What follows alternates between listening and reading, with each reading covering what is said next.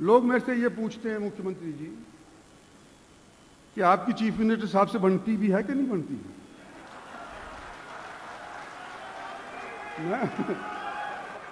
मैं यूं कह रहा था कि 10 साल का डीजल का 15 साल का पेट्रोल की गाड़ी बंद हो जाती है एनसीआर के अंदर। ट्रैक्टर को माफी चाहिए कि ट्रैक्टर किसान का एकमात्र खेती करने वाला एक ये मशीनरी, क्या इसको आप माफ कर सकते हैं? क्या ये सारे हरियाणा के लिए एक सौगात होगी? और मुख्यमंत्री जी से भी मैं कुछ कह दूं तो मौका मिलता है कभी कभी। लोग मेरे से ये पूछते हैं मुख्यमंत्री जी कि आपकी चीफ मिनिस्टर साहब से बनती भी है कि नहीं बनती?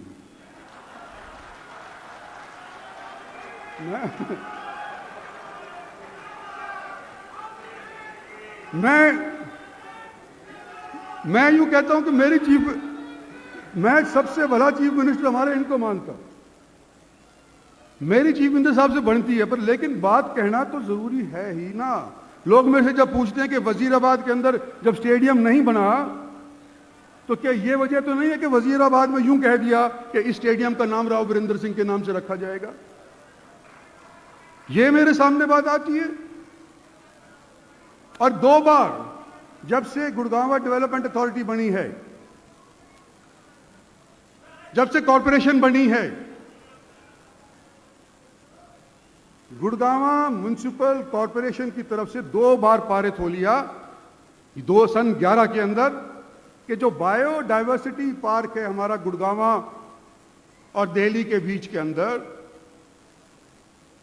इसका नाम रखा जाए राव वीरेंद्र सिंह बायोडायवर्सिटी पार्क। अब 11 के अंदर करा हुआ मुख्यमंत्री हुड्डा साहब थे।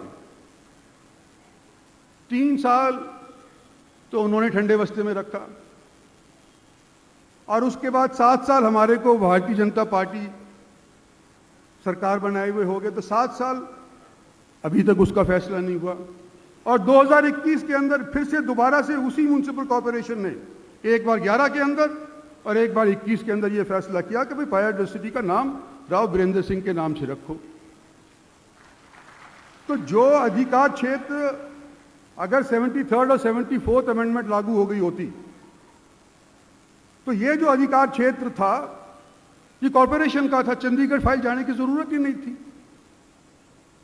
तो मेरा आपसे निवेदन है कि अगर मेरे से नहीं बनती है तो बता दीजिए जी, मैं तो वापस ले लूंगा कि भाई मेरे ये डिमांड मेरी नहीं है, ये पब्लिक ने करी, कॉर्पोरेशन ने करी है ये। तो मैं तो इतना ही कहना चाहता हूं मुख्यमंत्री जी कि हमने और आपने मिलकर के भारतीय जनता पार्टी को हरियाणा के अंदर स्थापित किया। नरेंद्र भाई मोदी का आशीर्वाद रहा है। आज के दिन हम और आप नहीं चलेंगे तो हमारा ही नुकसान होगा। तो भाई मैं ही चाहता हूं कि आपके साथ मिलूं, पर आप कम से कम आधा हाथ रास्ते तो हाथ बढ़ाओ तो काम चल जाएगा।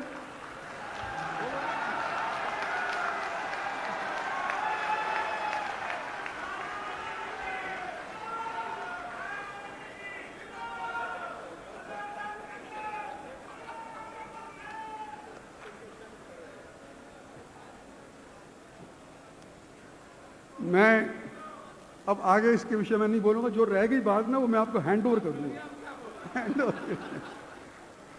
आज हमारे बीच के अंदर दुष्यंत जी बैठे हुए हैं और मैंने निवेदन इनसे किया था, पचगांव से ताउडू वाली रोड MES के पास है। भारत सरकार का एक महकमा डिफेंस मिनिस्ट्री के नीचे आता है, मुझे पता किस किस्म का महकमा है, उसमें जू नहीं रैंक थी। आज उन्होंने OPWD से बनाने का मंजूरी दे दी है, आपका धन्यवाद करना चाहता हूं। और मैं उम्मीद यह करता हूं कि आज के दिन राजस्थान से मुख्यमंत्री सबसे पहले जुड़ करके भाग गए, हमारी बात सुनी नहीं, अपनी सुना गए, लेकिन उनके मंत्री हैं। मैं गेहलोत साहब को अच्छी तरह से 25 साल से मैं जानता हूं, क्योंकि मैं कांग्रेस में रहा था।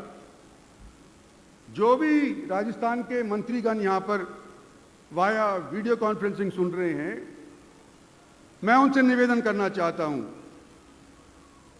कि भिवाड़ी एक बहुत भारी इंडस्ट्रियल एरिया आपका बन गया, लेकिन भिवाड़ी का गंदा पानी सारा का सारा हमारे यहां पर हरियाणा के अंदर आ रहा है। और चलो 5-10 गांव तक आ जाए तो हम खामोश भी रहें। नेशनल ग्रीन ट्रिब्यूनल बोल चुका, सुप्रीम कोर्ट की फटकार लग चुकी कि भिवाड़ी का गंदा पानी हरियाणा के अंदर नहीं आना चाहिए, लेकिन कोई फर्क नहीं पड़ रहा। डीसी हमारे और अलवर के कई बार मिल चुके, लेकिन कोई फर्क नहीं हो रहा। और सबसे ज्यादा दिक्कत यह है कि गंदा पानी लीच करके नीचे जाकर के जज्ब हो करके साहबी नदी के बेड के अंदर नीचे पहुंच करके जहां से हम पानी पीने को लेते हैं, सारे एरिया को प्रदूषित कर देगा, उस पानी को नशूद कर देगा।